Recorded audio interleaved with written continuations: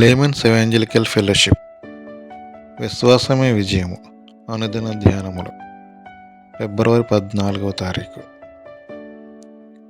నిజమైన ఆరాధన. అయితే పాపములు క్షమించుటకు భూమి మీద మనుష్య కుమారునికి అధికారము కలదని మీరు తెలుసుకొనవలెను అని వారితో చెప్పి, పక్షవాయువు గలవాని చూచి, నీవు లేచి నీ మంచమెత్తుకొని నీ ఇంటికి వెళ్ళుమని నీతో చెప్పుచున్నాను అనెను. లూకా సువార్త 5వ అధ్యాయము 24వ వచనం.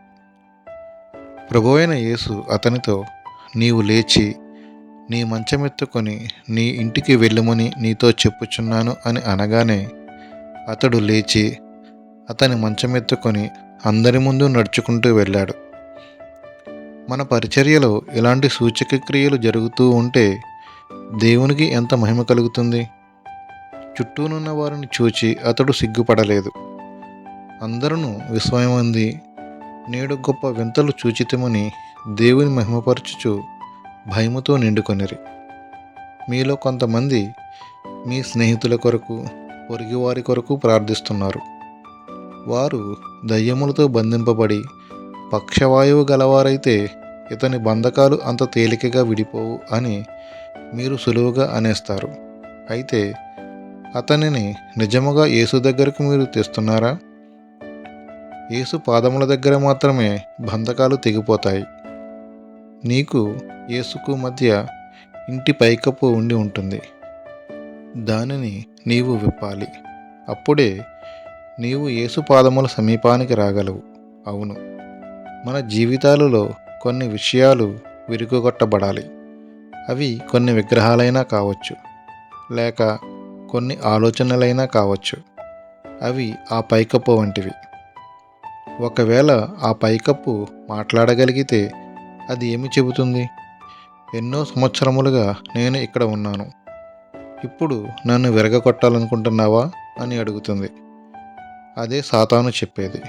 మేము దయ్యాలను వెళ్ళగొట్టేటప్పుడు ఆ దురాత్మలు దీనినే చెప్పేవి. నేను ఈ కుటుంబంలో చాలా కాలంగా ఉంటున్నాను, ఇప్పుడు మీరు నన్ను వెళ్ళగొట్టాలనుకుంటున్నారా?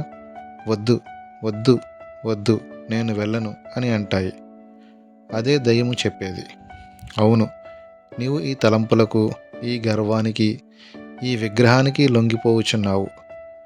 దీని నుండి నీవెలా స్వేచ్ఛ పొందుతావు? నీవు ఎలా స్వతంత్రుడవు అవుతావు? ఆ పైకప్పు విరిగిపోవాలి. అప్పుడు మాత్రమే దేవుని మహిమను నీవు చూస్తావు. వారు పైకప్పు తీసి ఆ మనిషిని యేసు ముందుకు దించినప్పుడు పక్షవాయువు పోయి దానికి బదులుగా యేసుకు మహిమ కలిగినది. అందరూ దేవునిని మహిమపరిచారు. అంటే నిజమైన ఆరాధన అక్కడ జరిగినది. నీకున్న ఆటంకాన్ని తొలగించాలన్న నిర్ణయం తీసుకోకపోతే నీవు ఇంకా పక్షవాయువు గలవాడవే. నీవు దేవునిని మహిమపరిచే మనుషుడిగా ఉండాలి. జాషువా డానియల్ గారు.